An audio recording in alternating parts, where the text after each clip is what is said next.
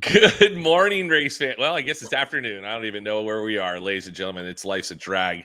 And if you had just seen Jason Galvin putting that George Kittle jersey on, that would Look at Dude, you knowing who it is. Attaboy. listen, I know who that is. And by the way, the hanger, you got to take the hanger out first. Do you? Oh, I didn't realize it was in there, to be honest with you. Oh, I wish I It's on the back of my sim racing chair. So you're all ready for the big game? Or I understand there's a possibility Jason Galvin may be in the building in Vegas. We're actively monitoring the situation. Yes. Nice. You got a place. Actively. You got a place to stay? I mean, yeah, that's covered. So I got a buddy from college. Got a buddy from college who is works in the news industry out there, and has a piece of furniture that I can sleep on. I'm not exactly sure what it is, nor do I care if I end up getting to go to the game. It'll be all good. Yeah, you're probably going to be. Would you fly in just Saturday night and then leave Monday, or leave right after the game? Who flies? Come on, bro. I live 3 hours from the stadium. In Vegas? Oh, wait, hold on a second. Are you going to San Francisco to watch the game? Vegas is as literally, here, let me look it up exactly. I'm curious now, the driving distance from my house to Allegiant Stadium and my house to Levi's. I'm willing to bet it's within 30 miles. Okay. Yeah. I could be in Vegas in 3 hours and 15 minutes from my house. Oh, all right. Then there's no flying. See, I'm on the other side of the world, so of course. Yeah. Flying. Psh. Have you been to that airport? Come on. Vegas? Yeah, I've been there. I don't like it. What's the fly there? I just made my I booked all the way through to Charlotte 1 for travel, Jason Galvin. Wow. I'm booked all the way through to Gainesville. I just I should get to work apparently. Yeah, well, see, I had to because I got to go East Coast, West Coast at the very beginning, so I'm trying to get ahead, get tickets. Right. Yeah, that makes sense. I need to book Charlotte actually. Charlotte's a giant pain in my what every year, so I should probably get on time. I'm less worried about Vegas and Phoenix, and I drive to Pomona, so those are easy for me. Gainesville's booked, but you're right. I need to be all over Charlotte sooner than later. Yeah. Frankly, I feel like I should be looking at Chicago already, which is wild. But yeah, I'm gonna miss. I'm not gonna be there until Friday morning in Chicago because I got to go to Phoenix for a corporate gig on that Thursday, and then I fly early on Friday to get to the race on time. So, okay. 247 miles from my house to Levi's Stadium, where the 49ers play, in Santa Clara, which currently says 3 hours and 48 minutes. And there must be some hellacious traffic somewhere because, homie, let me tell you something. When I get up on Sunday morning to go to those games, I leave my house at 5:30 and I'm in the parking lot by 9:30. And there are multiple pit stops along the way. So I don't know what's happening there. But, okay. And what did I say that was? 247? Yeah, 247, 248. 247, 3 hours and 48 minutes. Allegiant Stadium. I was pretty close there. 284 miles. All right, so that's not that bad. Yeah. I have set a go no go time of 9:00 a.m. Pacific Standard Time, Super Bowl Sunday, basically. Okay, so you're gonna drive Super Bowl Sunday. Well, it depends. Yeah, it depends. Look, if I score the ticket of a life, well, I have to leave Sunday morning no matter what. But like, what time I have decided that come 9 a.m. Super Bowl Sunday, I will not look at tickets anymore if I don't already have one in hand, because I don't want to look at like 10:05 but oh my God, somebody cratered their prices and I got a smoking deal, and like now I've got to do 120 on the freeway and hope I don't get pulled over and arrested, and and then park 2 miles away and sprint like Rocky up the stairs into the stadium and have a stroke and that, and then miss the game. Yeah, yeah. Like at that point, we're gonna go to Bevmo. We're gonna load up and we're gonna go over to my buddy's house where he has a party every year, and life will be good. Oh, there you go. Well, that's good. Well, I'm sure we'll talk more about this game later on. Yeah. because we definitely need to get involved in more of that stuff. But what if our guest has a rooting interest in this game? I don't know. He's backstage right now. He's smiling. He's it looks like he's in an office setting someplace, and that's unusual for him. I know, right? I wonder if he feels awkward right now. I don't know, but let's get his booty in here. Let's see what's going on with the one and only Matt. There it is. He's got an all-in T-shirt on. Look at that. He's got an NFC Champ shirt on. Attaboy. How y'all doing? What up, Matt? I'm doing good. I'm hard at it. We are packing up, and we're leaving at 5 in the morning, going to Gainesville for the test. 5 in the morning. Gosh. I only leave at 5 in the morning for football games, Matt. I won't even get up that early for your guys' races. Ask Jason. I tell you what, Jason, I wish that I lived closer to you, because I would have been all over some of the tickets this year of going and sitting. Even going with you, I would have bought tickets and sat with you during these games. Bro, I tell you what, next year when the schedule comes out, we'll take a look at it and figure something out, and we'll go hit a game together. Yeah, I'm a diehard 49ers fan since I was 8 years old, and I've been a fan ever since. How did that happen? Because call me crazy here.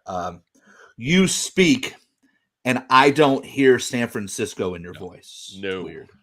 So when I was growing up, Carolina never had a football team, and my dad was a Dallas Cowboys fan.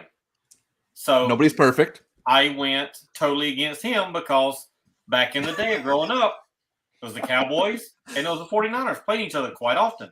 So right. I just become the opposite, and I love red. Everybody knows I like red. So I went with the red team, and I am a 49ers fan all the way down. Even bleed red for them. I like it. That's good because, listen, I grew up in Florida, and I have a problem rooting for teams that just totally stink. Like the Tampa Bay Buccaneers. My brother's a Dolphins fan, and that you won a Super Bowl in the last 4 years. And but when I was a little kid, I was a wee little lad. I was a Tampa Bay fan with Steve DeBerg and all those guys, Vinny Testaverde rolling through and just being terrible. But I always said I'm going to be on the bandwagon when they. I'm going to be driving the bandwagon when they finally win one, and then they've won one, and then now they've won two, and. Yeah, but I got a problem too. I'm a Cubs fan. I'm a Red Sox fan. Yes, they've won recently, but they haven't always won. They always suck. Yep. So, but yeah, but I love the whole contrarian thing, because my wife is from New York, has no idea about any sports whatever. But if it says New York on the front or on the hat, she loves it. And she's like, "Oh, the Jets! Oh, we finally got Aaron Rodgers!" And you should have seen the look of like despair when he went down 5 3 minutes places. into the season. I was like, "Yep, your season's done again." So see, we got to win the damn thing this year. And Scott Dean's over here, like Matt. That is race alcohol dragster, but he's from Kansas City. He's over here texting me, smack talking already. But like, I feel like the sports gods owe me one, because I've been spoiled my whole life. So, like, I grew up, my uncle had Lakers season tickets and Dodger season tickets. Like, I've watched Kobe and Shaq win a championship, and I watched the Los Angeles Kings win their first Stanley Cup. And I even flew to flipping Dallas a couple years ago in the middle of COVID and watched the Dodgers win the World Series. All the haters can call it whatever the hell they want. They won a World Series. Everybody had to play in the same rules, right? So they won the championship that year.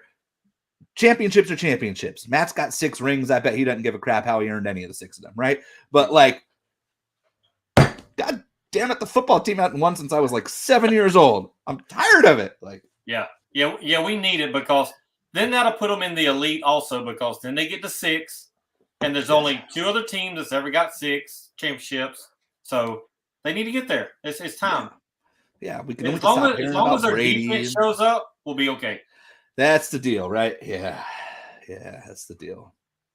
That's the deal. I think this is good. This is going to turn out to be one of the better Super Bowls, I believe. I'm feeling a Niners redemption story, 24-23 on a Jake Moody walk-off field goal.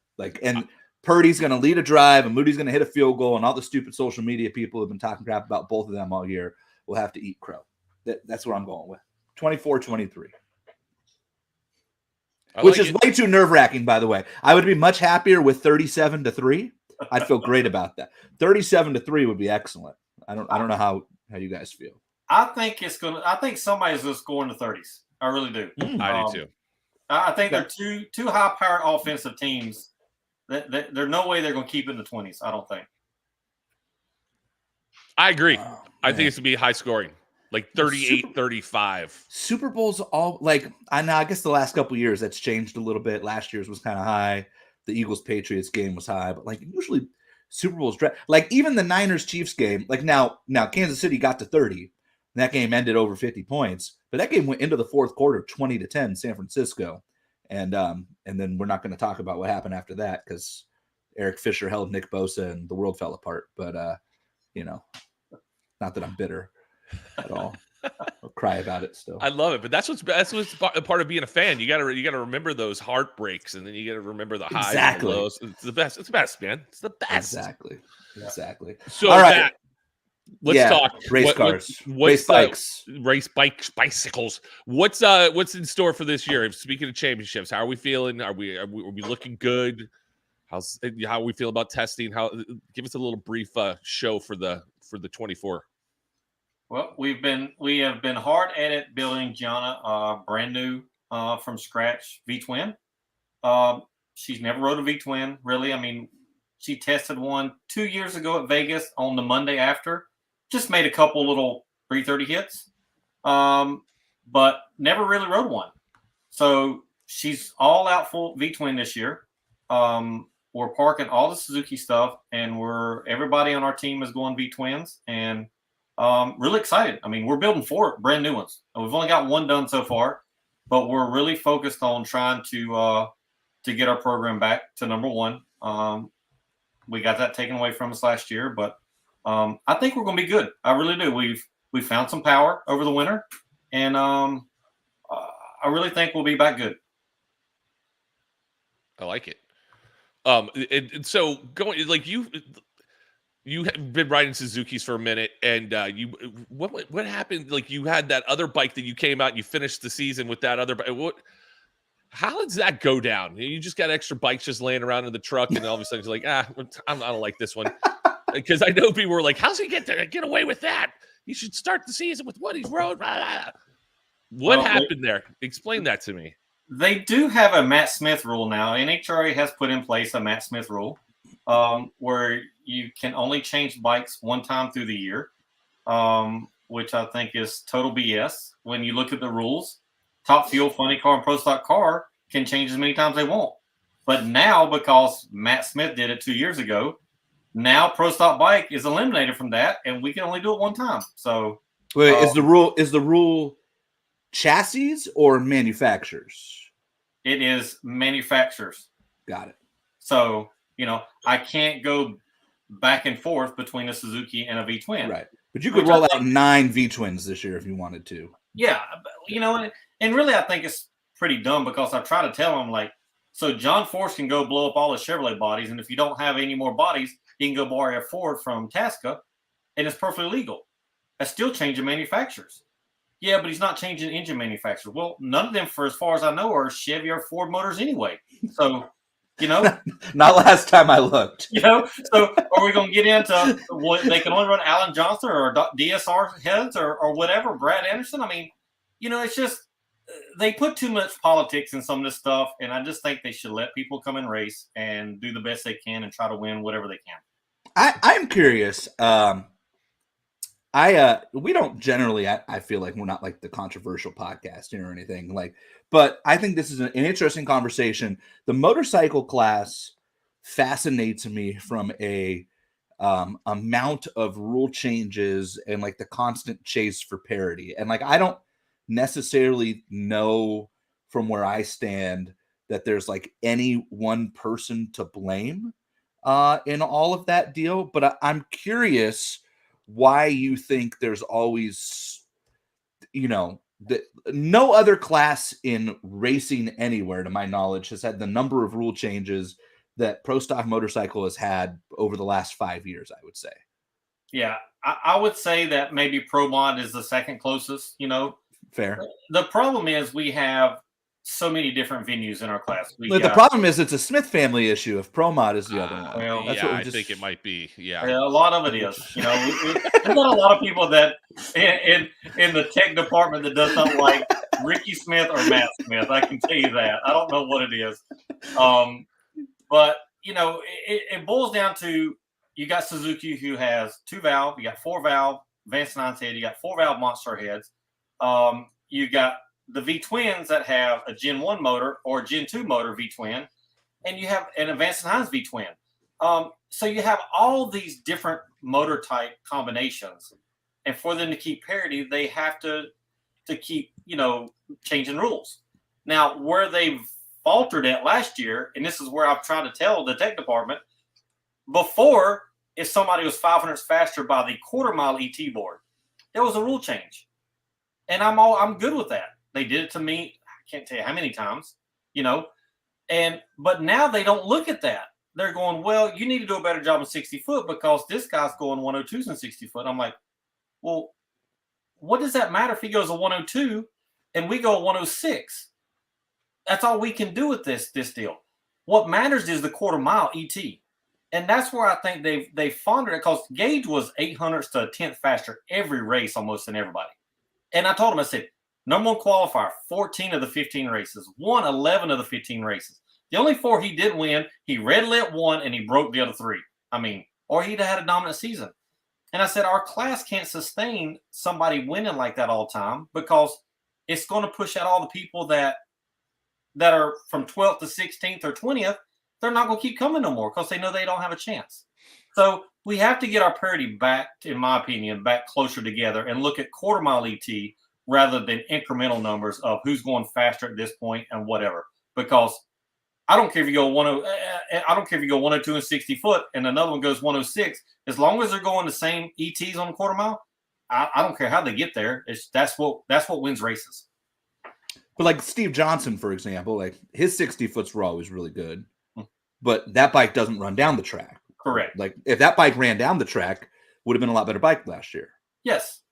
And that's where the Monstar platform needed some help. They needed, you know, maybe 5 or 10 pounds off of them. Even though Steve could go 60 foot good, he couldn't run the back half like everybody else. So that's where I'm getting at is we need to keep parity with quarter mile ETs. Doesn't matter what kind. One brand can run 205 mile. I don't care. One can only go 199. But if they both run equivalently in the same ET area, that's what wins races. It's not speed. It's not incremental numbers. It's reaction time and ET. That's how you win a race. What does Gage do so much better than everybody else? Like, why was he so good out of the box? I mean, like we've heard you talk about the Vance and Hines advantage. They build their own stuff. They have that, whatever. But like, the facts remain that like Gage was. I don't care. I refuse to believe that they purposely set Gage's bike up to be so much ridiculously better than Eddie's, for example. Like, to me, that's actually bad business. You would want Eddie to win a race or two somewhere, but like Gage literally like almost tried to hand Eddie races at times, and Eddie couldn't get there. Like, what makes you're the best rider we've ever had in this class, right? It's you and Dave Schultz. In the history of this class, Andrew Hines. Like, we're building a Mount Rushmore. There's 3 names on it, and you can battle for 4th between Eddie or John Myers, whatever you want, right? But like, yep. You are clearly on this Rushmore. Like, you watch somebody like Gage come in. What made him so good out of the gate? He had an elite bike. He had all the rules in his favor. And if you look at that bike the previous year, he jumped on Angel's bike. Angel was number 1 qualified 9 times the previous year. We knew that Suzuki had a dominant bike. All right. Angel just didn't perform on race day, and she couldn't keep the bike going straight a lot of times when it got out of control, just because she's too small of a rider. On these bikes, you got to be a little bit bigger rider, so you can, if they start going one way, you got to pull them back quick, or you're out of control. You're not going to catch it. Gage has done a wonderful job of making the bike go straight and making consistent runs. And he's done that, and he's allowed Andrew to fine-tune that bike even more than it was before. Gage is a great rider, and I'm not taking anything away from Gage, world champ last year. But Gage is he didn't make that bike do what it did, okay? Anybody could have got on that bike, and I say anybody. You could have had Richard Gaston coming in. If he would ride that bike, he could have done it. If I would have jumped on that bike, I could have done that. There's a new Joey Gladstone could have jumped on that bike and did the same thing. All right. It's not so much Gage. If you look at Gage, he rode Gary Stouffer and Greg Onadal's bike the previous year for 5-6 races. Did we ever see they had Vince Nyes motors? They had the same thing. Did Gage ever make that bike go 102 or 103 60 foot? No. It's the whole combination of the 4-valve motor with that chassis with Andrew Hines. They figure something out, and it's not particularly it's Gage itself. Gage just made the bike consistent. And yes, Gage is an excellent rider. I'm not taking anything away from him, but there's numerous other people that could have done that. And they've just figured something out.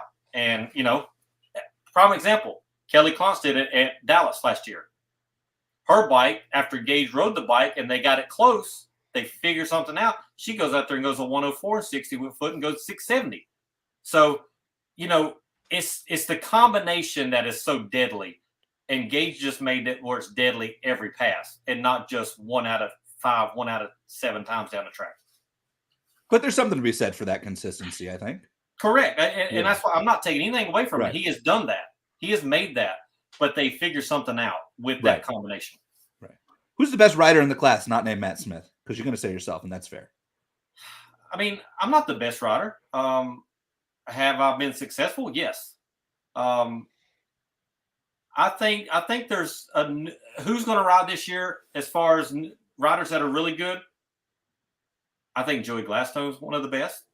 I think Gage he's showing he's going to be one of the best. I think the new guy, Richard Gaston, I think everybody's going to see how good a rider he actually is. And Richard's rode some of my bikes and other stuff. I know Richard's a great rider. I feel like I'm a great rider. I think my wife's a really good rider if she will be consistent. I thought you were going to say if she would just listen to me every once in a while. Well, that's too, Jason. She's got to listen for her to be consistent. But, I think in essence, I think you'll see if Joey runs all year, Gage, Richard, and myself, I think those will be the 4 players, I think, in this year, up front pretty much all the time. Speaking of listening to someone like yourself, talk about Gianna. I mean, Gianna was having all kinds of issues a couple seasons ago. She pulled off that unbelievable win in Pomona, and then she teams up with you guys, and now she's consistent. Now she gets out there and she wants to go. I mean, that has a lot to do with you and your program over there. And I love watching her. I love her fire. I love talking to her at the autograph sessions. You can see how she's just grown as a rider. Talk about how that program works with you over there. Gianna has listened to everything I've told her, and it shows because she is full listening to what I tell her. She goes out and does it, and it shows, and she just gets better and better and better. If I could ever get my wife to listen to me like that, she might be the same way, down the road. That's just joking. Love you, babe. But anyway, Gianna has done awesome. I mean, this girl, I think, if there was a category for most improved rider last year, it would have been Gianna. Hands down. Oh, yeah. Gosh. And for her to finish 5th in the world last year, I mean, that just shows that how dedicated and how much she wants to go. Now we're taking one little step back, I'd say, for the first 2 or 3 races for her to get used to a V-twin. But I'm going to say by the 4th or 5th race of the year, she's going to be back to a top 5, 6, 4 player if she gets used to that bike that quick, the V-twin. So you're talking about getting used to it. What's the turnaround time on that? I mean, is it just seat time and just getting more runs and more passes on it, or is it just a different way the seat's set up, or the way the bike's set up? I mean, what's the learning curve on something like that? It's just when you've rode one brand of bike, she's rode a Suzuki her whole life in racing, so they don't vibrate, they scream RPM. And the biggest thing is when you do a burnout, she's going to feel the bike just vibrate. And these V-twins, they vibrate a lot. They're just very torquey. They're low revving. And they just have a different sound. And it's going to take her a little time to get used to that. And that's it. The bikes are they got the same wheelbase. They got the same rear tire. They got all the same stuff.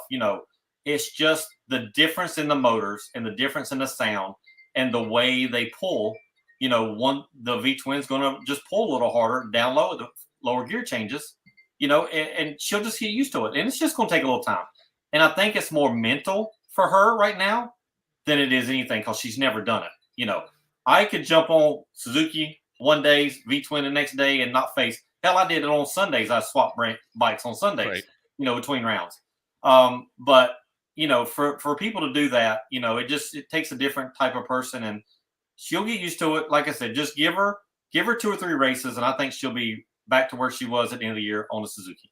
Because otherwise they're pretty close, at this point, especially with the new Suzuki body, right? Like they're at least fairly comparable in the way that the bodies work. It's not like the V-twin way, I think like the casual fan, and maybe this is where, us as an announce team could do a better job. The casual fan probably just casually thinks like V-twin, Harley, big, bulky, heavy, but like the way the rules are written, I mean, the bike doesn't weigh 400 pounds more than the Suzuki, right? So generally speaking, that stuff should be kind of close, right? Yeah, the V-twins have been around 640 for the last 2 or 3 years, and Suzuki started the year out last year at 625. Now it's kind of flip-flop. Now the Suzukis are 640, and the V-twins are back to 625, which the V-twin, the motors are about 40 pounds heavier than a Suzuki motor, just because of how massive they are and the size and all the billet. So for me and the heavier riders in the class, we're going to struggle to get to 625. If it'd be like Jason trying to come and ride our bike, me and him's in the same ballpark. We are, I've got to lose some weight. So I've got to go on a diet after this test session before the Gator Nationals so I can get down to weight. But, as far as the weight, they're real close. They're within 15 pounds of each other. Yeah, I think I'm a Nitro Harley guy. I mean, I could muscle that thing around. Would you ride one, Jason?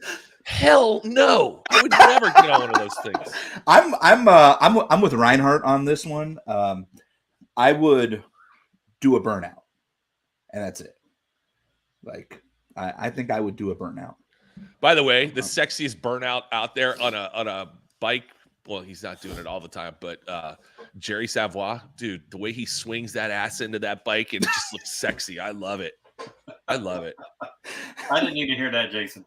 Listen, don't act like you don't know. You're walking. You get to Gainesville now. Matt's gonna be. Hey, I can just hear Reinhardt now. I don't know why Matt Smith is standing behind Jerry Savoy's motorcycle. It's awesome, dude. These are the fun things. I love Pro Stock Bike, man. Pro Stock Bike. Matt, tell me how much fun we have at the autograph session. We have a ball. I mean, Jason, you make the level when we're at the Too Fast, Too Tasty mission things. You just bring the level up above our head, and it makes it fun for the riders, that are signing. Because a lot of times we go to autograph sessions, and even when we did the Suzuki autograph sessions, a lot of times just sign. You just try to get stuff done. But you bring a level of excitement that makes it fun for the riders, that signing stuff, and a lot of times the fans enjoy that too. That's the only reason why I go over there is just to have fun with you guys and and let's talk about chips. Definitely chips.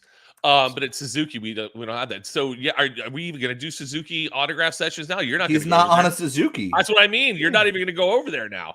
Yeah, probably not. Angie would never go over there. She would just. I know she never went, and I really didn't either the years before. The main thing is I feel like that Suzuki platform, and it just should just be Suzuki riders. I know they're trying to do it for the whole class, but and granted, I mean they let the V-twin guys come in there and do it too. So I mean it's all good, and women. But I'm going to be very busy this year with 3 and 4 bikes out there again, and I'll probably dedicate more of my time to tuning. I hear you. What's this 4th bike? Tell us about bike number 4. So bike number 4 is John Hall is coming back to our camp to run 6 or 7 races this year throughout the year. So he'll be riding one of our V-twins also. So we won't have 4 bikes every race, but we'll have 4 bikes occasionally. Right. But 3 full-time for sure. The bike that he was riding is the bike Bostic is riding now, right? Is that how that works? I don't know. I just know that that somewhere Bostic, there was a yes somewhere. He was at. Did he finally get that bike up and running that he was trying to get up? Bostic? And running? Yeah. No, he's going to ride one of Jerry Savoy's bikes, right? Yeah, because he was having all I kinds of think issues. I think after that the I last think that one. would be the answer to the question, but I'd have to ask Chris directly. Yeah, but if you look at now, Jerry doesn't own that team no more. That's all Tim Kalungian bought that, from War. So Okay. Jerry's kind of out of the sport. I know he's maybe ride one or two races this year for Tim, but that whole team's transitioning over to Tim Kalungian is, he's kind of bought that team from Jerry and is going to run it the way he wants to run it. And from what I understand, they've teamed up kind of with Joey Gladstone and Corey Reed with the KB Titan group. So I think they're working on a motor program. Good. We Good could to use know. some more of that in the class, I think. Yeah, I love it. Let's talk about this wild cards. What's up with Steve Johnson, dude? Talk to me about this guy. Why is he such a whack job? And I say it with love and affection. Tell me, you guys just love to argue, especially your wife loves to yell at him and all that kind of fun stuff. I say it like this. He just likes to poke the bear when it doesn't need to be poked. And he just always wants to talk crap about people instead of just go run his own program. If he'd focus on his own program as much as he focused on other teams, he would do pretty good. But he's been in the sport 30-some years, 40-some years. And, I mean, I can't even tell you how many wins he's got. But if I've been racing that long and with only that amount of wins, I think I'd have done quit by now or put somebody else on my bike that would actually try to get the job done. This is why I love Pro Stock Bike, right? Hey, just look, I'm going to come to Steve Johnson's defense here, Matt. Okay. Okay. Just a little bit. Okay. But he's got 6 wins. By the way, he just had that information readily available. You like that? I'm just coming to his defense a little bit here. Okay. Aren't those 2 like U.S. national wins, too? There's a couple in there. Yeah. And one was against me when he ran an illegal NHRA told us to put wheel disc on our bikes, and he didn't run one, and he still got away with it. I just all right. Listen. I think every class needs somebody rabble-rousing. I'm listening. All I'm going to say here is Steve found a way to beat Gage Herrera before you did. You're right. I'm just saying. You know how Steve beat Gage? Because he was probably yelling at him across the staging beams, and Gage tried to get away. I got to get out of here. From what I understood, Gage had a little bit of oil on the clutch lever, and his hand slipped out when he floored it. Is that what happened? Steve even broke, I think, on the run. I don't even think. Yeah, Steve did not make a good run. Yeah, he did not make a good run. I love it. I like my version better. I could totally just see Steve staged yelling across and Gage being like, I gotta go. Because Gage is not a talker. Like, that's just not his thing, right? Like, you ever notice Steve? Steve will pre-stage the bike and he's looking over at you. Yeah. And as soon as he thinks you're going to move, he's back focused again. And he, it's like when you want to look over at him and wave or do something, he doesn't look at you. But he looks at you. He's that type of person. He wants to look at you, but as soon as you go look at him, he looks the other way. Like, I don't know what you're talking about. I don't know who you're looking at. What's your routine, right? Because like I race a little, right? Every racer's got their own. Some racers like don't care until the stage light's on, right? Like they can just flip it, and some people just got to be like, can't look away. Like where do you fall in that spectrum? I don't give a crap about what happens. I can stage first. I can stage last. If they want to play games, I love to play games because I feel like when people start playing games, it falls right into my hands because it doesn't bother me. I don't get upset about anything. And yeah, there's times that I've lost, when playing games, but I'd say 80-85% of times when a game starts, I typically win 80 to 85% of those times because they end up messing up their self rather than messing me up. I've played games one time in my career. It worked out. So, So you're one of those. Makes me want to do it more. I'll tell you the story sometime we're not on air. It's a good story. All right. Oh, that's even more fun. What else? What else can we talk to? So how's Angie's feet? She's all good? She all healed up? Angie is all healed up. Like I said, we're leaving in the morning, going testing. So we'll test Thursday, Friday, Saturday. at the Gainesville track. You know, I know Jason Galvin, you won't be there, but Jason Logan, you're somewhere in Florida, I think. Yeah, you can come up and hang out. You know, Yeah. I would rather go north than go south. Traffic going south is a pain, so going north of Gainesville might be a better option. There you go. Go hang out this weekend. But I think we're going to have a good time. We're going to. Are you guys going to put how many people are testing this weekend? Do you know? Well, we have 4 in our camp's going to test. I don't know who else is going to be there, but I know we're going to have 4 out of our camp. So everybody's going to be testing, and you know, we're going to try to work on 60 foots a little bit better. We're going to try to do some more stuff, and the main thing is to get Gianna some laps on a V-twin, get Angie back a full quarter-mile pass since her wreck, and as long as I can accomplish those 2 things, it'll be a successful test session. Can we put together some sort of like side pot race, like the Pro Stock Motorcycle Gamblers Edition game? Like we got to work on this somehow. You call Lisa, okay? You call Lisa. I call Terry, right? We'll get some money thrown into the pot. We'll get J-Lo and Costello to drive up there and live stream it for us. It'll be great. It'll be easy. We need some racing action for the motorcycles this weekend. I'm good with it. So when you come down here to test, are you going to stay down here till the Gator Nationals, or are you going to go back up and come back down? I just want to know. He's going to hang out with you for 4 weeks. Who the hell wants to do that? I'm just saying. We're leaving Saturday night when we're done testing. We are at least, it's only 9 hours for us from here to the air.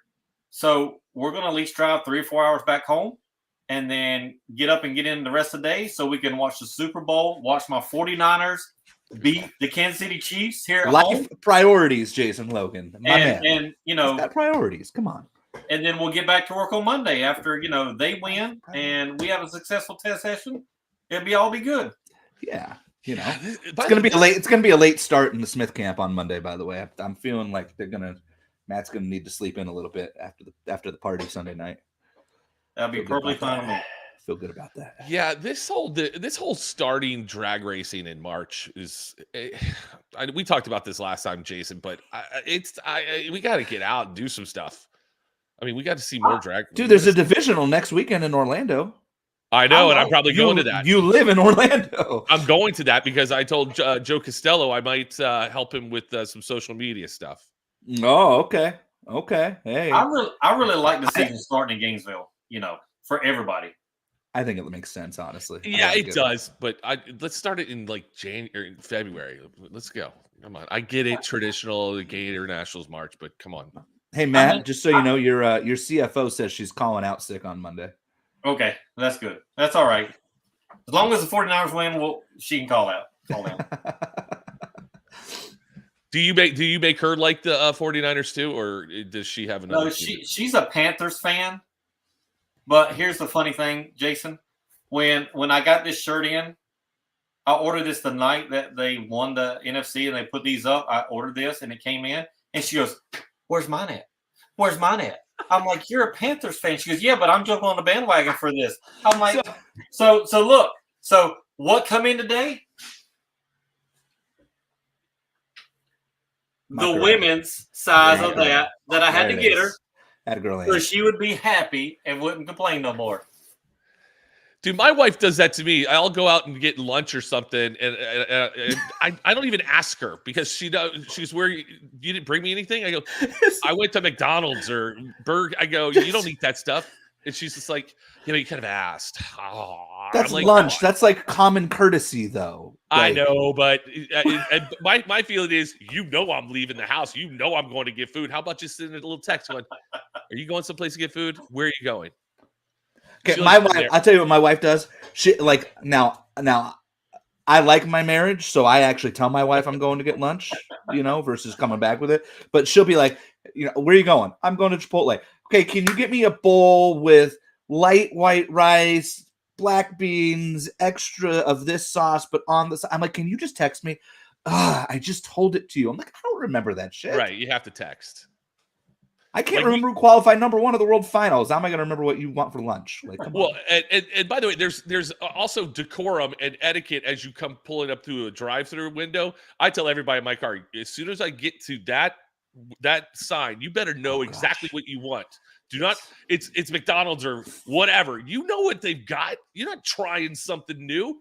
And then my wife will be like, I think I'll have My wife does that at Starbucks. I'm like, Kristen, oh yeah, you know what you're gonna you get. order the same goddamn coffee for 15 years. Like yeah, get it together. I look at my kid in the back. I go, what do you want? He goes, bop, bop, bop, bop, bop, bop. And I look at my wife. I go, that's how you do it. He's 12.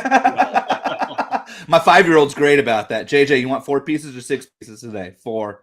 You want 4. apple slices or extra fries? Fries. Okay, good talk. There should be no uhs. And I mean, it's not like you're going to, Cheesecake Factory where the menu's a book and you gotta with chapters and stuff in it. You gotta know what you want, When man. was the last time you went to a Cheesecake Factory? It's been a long time.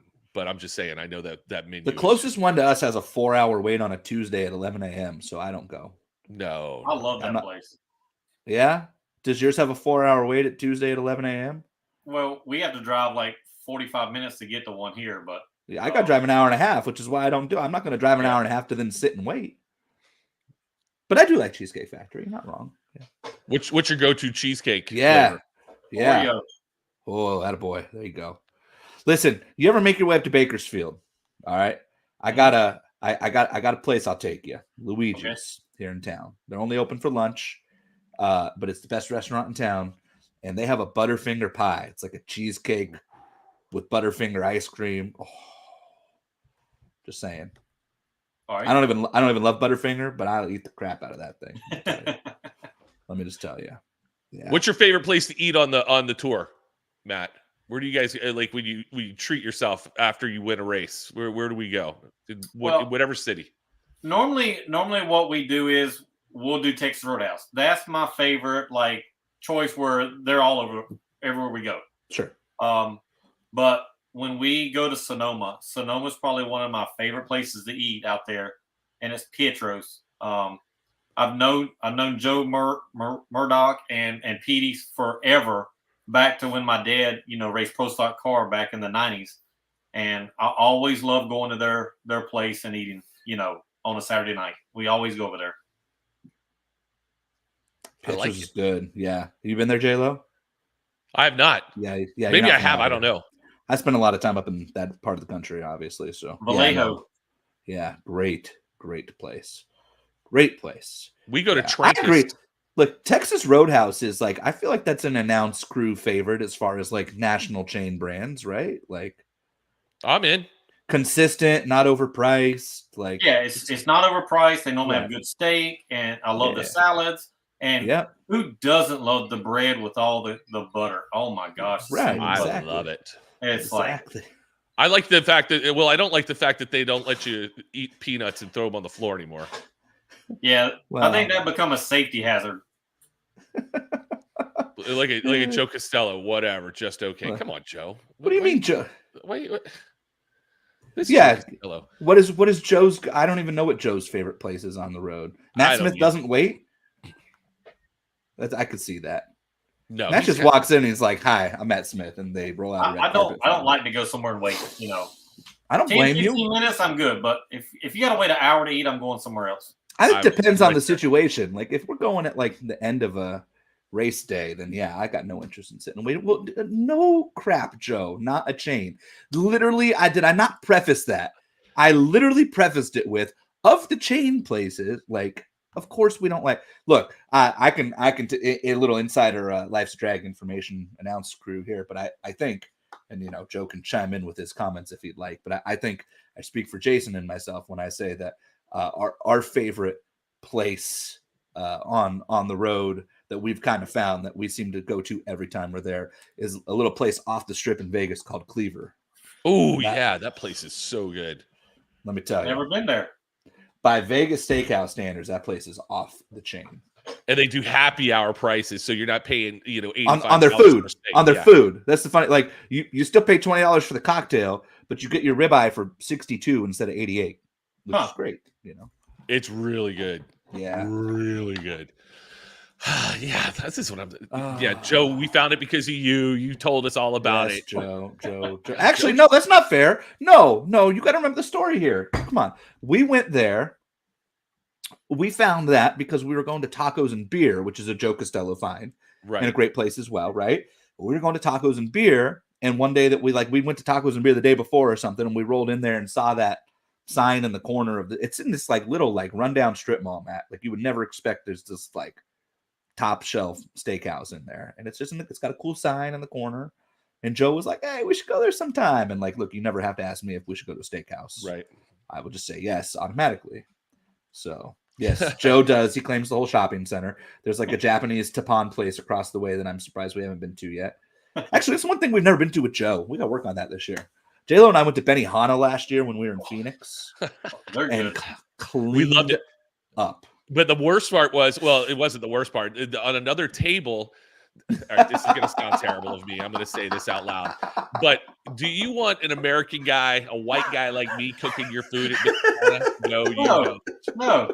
You want the Asian American guy, or you want that kind of guy cooking your food. We look over a table and I look at this guy and it's like a corporate guy like me over there cooking. I looked at Jason Galvin. I go, I hope that's not our guy, because I don't know if I can eat here if that's our guy. And I'm watching him cut the thing. He's being all slow with it. I'm like, is this training? I could not get focused off of this guy. And I finally asked our guy, who was an Asian American fella, and he goes, yeah, no, you can do that. You can bring your friends and family here and you can cook for them. I'm like going, oh, okay. Well, I've got to take back the past 45 minutes. Just totally railing on that guy to Jason Galvin and in my head. So yeah, he literally sat the entire time talking crap about this guy. Like, look at him try to cut the tails off the shrimp. He can't even do the volcano. Like he can't do the onion volcano. He's trying to flip the egg up into his hat, and he like hit his face with it. And Jason's like, "What the hell is this?" Like, yeah, it turns out the guy spent his own money to do it there. To which I brought up the point, like, that for the same $500 that you pay Benihana to do that, you could go buy a Blackstone, stick it in your backyard, and do that 7 days a week. Yes, but call me stupid, I guess. Like, yeah, sorry for being racist on our channel here today. I apologize. Jason Logan is an elite cocktail server, Angie. Well, that's a fun story too. I'm sure I probably have told this story here. So at the banquet one year, Angie's like, "You have to sit with us. You have to sit with us."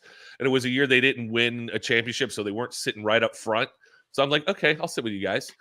And on the tables, they give you like 2 bottles of wine, right? This is when we did it down in Hollywood. So there was like a red and a white on the table, and we're sitting there and we're out of wine. And I'm like, I'll get us some more wine. Don't worry. And she's like, yeah, go get us wine. Lisa is like, get us more wine. So I walk around to other tables and I'm like, oh, hi, how are you guys? Can I pour you some more wine? Here, I pour a little bit in a glass and I would turn around and walk back to the table and take a bottle of wine. And I did it in like 5 tables, and we had like 10 bottles of wine on our table at that point. Yes. I remember that. And people are like, oh, he just did he take our bottle of wine? What? Yeah, that was it. John Force's over there like, where did all my Chardonnay go? Why did I got just red over here? I want the white. Yeah, it was pretty funny. And then that one, like the next year, and Angie's like, you had to come sit with. I go, nope, you guys are sitting way up front. I'm not that you don't want to do that up front, so that every time they can't. Now Jason gets front row next to the stage. That's true. Yeah, that's true. So it's really a privilege to work the banquet every year now. Yeah. Look, Jason's just mad because Costello and I have found a way to work the banquet and still be done before dinner is served. Yeah, like it's Joe and I have the greatest banquet gig in the world, right? It's like, hey, right, stand out front while everybody drinks. They'll bring you cocktails so that you can drink too. Talk to everybody while they're drinking, and then when it's time to go sit down, you can go sit down as well.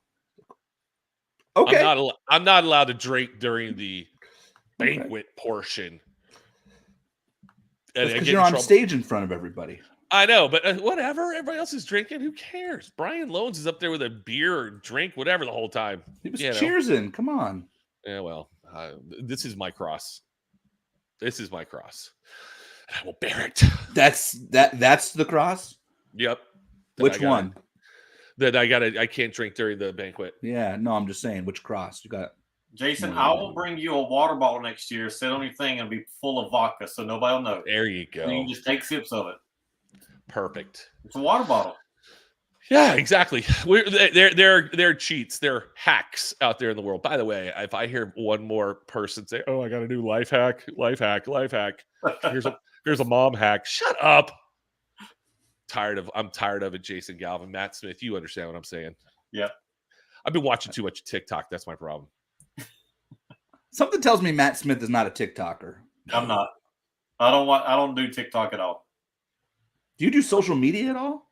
I guess every once in a while you're on Facebook. Sadie Glenn does my social media. Right. The only time when I drink a cup of coffee in the morning before I come to the shop, I'll just browse through Instagram or Facebook.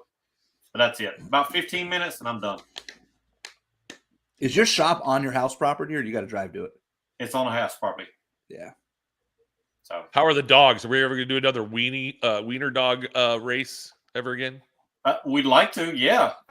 We got 3 of them, so we can do it again sometime. I think that Sadie Glenn is slacking in her social media because that was really well produced when she did it the first time. Yeah. She seems to we do something one time, then she doesn't want to do it again a second time because it was too much work on her part. Listen, well, she's got a race car, and she got a bigger race car. She's got a lot going on. She's got a race car, a husband. You seem to do more stuff for yourself, Right. Yeah, you know how that goes. And now her husband is a race car driver, so now we really get on the back burner, So she's a trophy wife, as they would say now, That's true.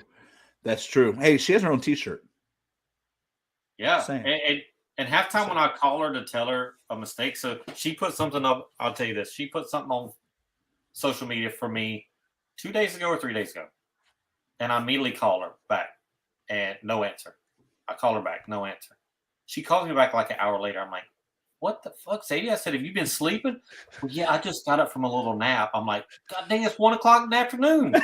She goes, "Well, I said, "Well, on my social media post, can you please take off NHRA hashtag NHRA Camping World and put Mission Foods on there?" She goes, "Oh yeah, I probably need to do that." And then she goes, then she started looking. She goes, "I need to do that for everybody." I said, "Well, I'm glad I could help you do your job, Sadie. Get this done and go back and take your nap." Oh, this podcast turned into a whole. Let's just crap on everybody. I love it. I like it. Who else do we want to poop on? Spicy. I love it. All right. Hey, Matt, how come you don't ever race cars? Like, well, I did a little bit, but I've got I've got so much invested in the bikes, If I could ever probably retire from the bikes and just be an owner and crew chief and run the team, I would drive a car some. I mean, I would love to go run pro mod car for a season, over there. My ultimate goal is I would just love to run a funny car, top fuel car, for a race. I think that would be pretty cool. I just like to put that on my bucket list sometime. But those are only 2 classes I would really like to run at some point.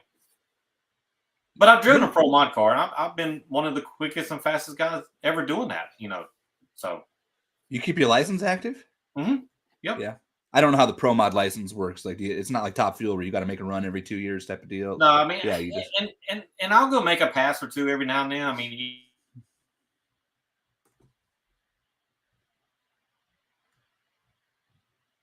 I think Angie just kicked him off. I think so. I was like, whoa. Or maybe it was Sadie Glenn who just said, "Listen, it's definitely Sadie." That was 100% Sadie Glenn was like, "Listen, Matt." Oh, he's back. Hey, Matt's back. All right, you can hear me? Sadie hacked in. Off. Yeah, Sadie hacked in, didn't she? Sadie made your internet take a nap. Yeah. No, so it's pretty. You don't have to keep your pro mod like active all the time, but I still keep it up. I have a super comp license, which that's where Sadie started driving my car there for a while, and now she got her own, so it's all good. Do you still have the super comp card? Or did you sell it? No, I sold it because it was just sitting. Sadie was driving it. I never got to drive it, and I was like, "Why am I keep doing this? I'm just spending money for." I call her gas cap to drive my race car. You know why she got the reason gas cap? No. Did y'all hear this story? No, but I'm looking forward to it. Okay, so Sadie, me and Dallas won't start line, and Sadie's always the one that does the battery charger and puts her gas in. You know, that's her job on my car. So we go to start line, and she goes down the track, and all of a sudden, we see all this fluid coming out from underneath the car at 60 foot. And the car's all over the track, and we're like, lift, lift, lift, me and Dallas. And she runs it all the way down the track. And she drives it back to the pit, and she gets out, she goes, that track is total junk. It was just slick out there. And we're like, Sadie, you were all in your own fuel or something. And she opens the lid and she left the gas cap off. So that's her name on my phone. It's called Gas Cap. I love it. Great. I love that. I think I remember watching her do that too. Was it Charlotte? Yeah. I just love that she ran it out the back end. Good for her. Yeah. She was driving out that like this. I'm like, please don't wreck my car. Listen, if you're gonna screw up, you got to screw up big. I mean, just put it all out there. I love it. Yeah, I'm trying to find an owner on the tour so I can make more appearances than I do right now. You know, and if anybody out there knows anybody with a race car just sitting around that they want to, you know, randomly bring to national events for me. Bears car don't make it back east very often, and the West Coast races are hard for me to run. They're too compact. You know, that's why Indy works out. Like Indy's so spread out. Like I'd love to go run like Dallas, you know, like a race races that start a day early are good. Races that are long, you know, Norwalk. Like I could get away with that. I can't run Pomona. Like we got like a 4-hour window to run a race at Pomona. Right. Yeah, the curfew doesn't lift till 10 and it's over at 3 and we got to run 86,000 classes in between there. It's too hard. Too hard. I agree. It's too much. Yeah. Yeah. Maybe I'll make my Pro Stock motorcycle debut this year. That'd be good. Yeah, Terry Vance keeps telling me he wants me on there, or at least wants to see me in a pair of leather. So he does. Listen, Terry Vance would absolutely love to see you ride Matt Smith's motorcycle, I'm sure.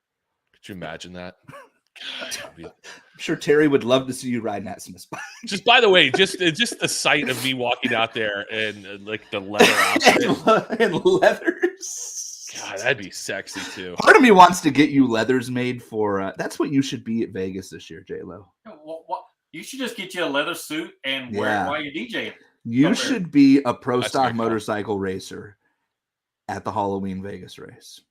That would be awesome. That'd be a good call. Hey, let's work on that, Jason Galvin. Let's go. All right. Kill a couple Amanda, cows. For mine and Angie's, you know that you're at Vegas.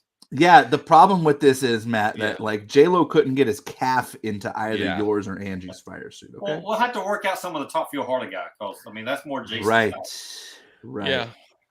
Yeah. Who might have some leathers? I wonder. Like, look, I can't sit here and rattle off names that pop into my head in the Top Fuel Harley ranks because then I'm gonna get accused of like fat shaming or something. Which, like, I'm fat, so it's not really fat shaming. But you know, previous riders.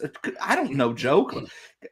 I can't think of one previous Pro Stock motorcycle racer of Logan and I's size. Let's just put it that way. Nope. There never has been, I don't think. Right. Harley's all day. Yeah. Harley's, I got a Rolodex in my head right now, but yeah. One day it'll happen. Well, I may have to kill like 3 or 4 cows to get enough rawhide, get some leather out there. I don't know. We'll figure it out. If we find you leathers, then you've got to find somebody to let you go do a burnout.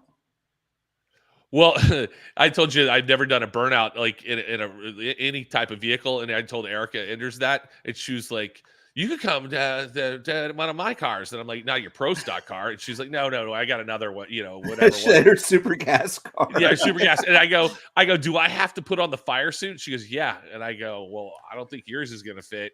And she goes, "You might be able to fit in Richards. Richards is big." I'm like, "All right, we'll figure this out." Was big, maybe. Yeah, I got to be honest. I actually think you would do a better burnout in a Pro Stock car than you would in a super gas car. I don't know, man. I think I would be pissed terrified that you would destroy the super gas car. The Pro Stock car is easy, dude. You just drop the clutch and, you know, I mean, like you might literally burn the clutch out of it, but you'd at least get the tires going. The super gas car, you'd hit the wall. I'm pretty confident of that. Well, let's just not do it then. All right, let's just chalk that up to something I'll never do. Why? This is great TV. We can make it a pay-per-view. Speaking of great TV, have you guys started watching that NASCAR thing on Netflix? I watched the first episode, and I'm waiting for Angie to watch the second one because she's like, if we're going to do this, we're going to watch it together. I'm like, okay. Yeah, I was up all night last night, and I flipped over to Netflix. I go, oh, let's watch this. Yeah, the first episode is really good. Yeah. I have not started it. I did, however, start Masters of the Air on Apple TV. And if you're into that type of stuff, it is phenomenal. Yeah, it's good. There. I watched that too. Phenomenal. All right, Matt Smith, go to work. All right. Appreciate it. Give us a score. Give us a score in the Super Bowl. Score in the Super Bowl, 32-24, San Francisco. I like that. I would love that. That's a good be score. Glorious. That'd be glorious. Let me write that down. I went 24-23. Just remember that. All right. I went 38-35. But who? Niners. Look at that. We're all in on this. I love it. I know I could count on you guys for emotional support. I'm there for you. Well, thank y'all for having me on. I appreciate it. Yeah, Matt. Hey, good luck this weekend. Have fun. Yeah. All right. See you, Matt. See y'all. There he goes, Matt Smith. Dude, that was fun. Smith. We poo-pooed on all kinds of people today. I love it. Sadie Glenn's probably, her ears are burning right now. Why are Sadie Glenn, yeah. Steve Johnson. I love it, the tech department. I can't. Yeah, we haven't gotten that call yet. No. Hey, by the way, we didn't bring it up. No. Platform. I'm just saying, people have opinions. People have things they want to say. But Jason Galvin, I hope you make it to the Super Bowl. Yes, me too. I think that would be awesome if you make it, and I would love to see you there. Me too. But pray for me. I'm gonna pray for you. By the way, I have to work Super Bowl Sunday. You want to hear this job I'm doing? You have to what? I have to work. I know. You want to hear this? I hope you're working a party. Yeah, it's for a big. I don't know if I should say the company name, but it's at the convention center. It's like going to be like 10,000 people at this thing, and my job. Guess what? I get to do exactly what I do at NHRA at this event, where I play. I said when they told me that I had to work this event, I'm like, that sounds dumb. I go, people want to watch the game and they want to watch the commercials. So when am I going to play music? Oh, you're going to play music coming in and out of commercials. I'm like, all right. What? I'm like, okay. And after touchdowns and things like that, it is gonna take less than 5 minutes before somebody walks over to you, drunk, and goes, "What the bleep are you?" Like it, just like an NHRA race, right? Like it takes three pairs of funny car on a Friday for somebody in the stands to tell Jason to stop playing that crap music. Blah blah blah blah. I know. It's gonna take 3 plays of the Super Bowl before somebody is like, "I came here to watch a football game. Shut up." Right. I know, and that's going to happen. And by the way, when they score a touchdown or whatever happens, they have a drum line that's going to be there making noise too. Yeah. Hey, take some videos for me, please. Oh, believe me, I'm gonna. Next week on Life's a Drag. I can't wait for the first person to come up and yell at me. I'm gonna be like, please hold. Let me videotape you yelling at me because we were talking about it. Yeah, so that'll be fun, man. I'm excited. Yeah, but I'll get to watch some football game on big screens at the convention center, and you won't be able to hear it. The sound is going to be terrible in there. Foosball. It's going to be terrible. Anyways, that's what we got going on, Jason Galvin. I hope you make it. Look at me. I'm going to play some.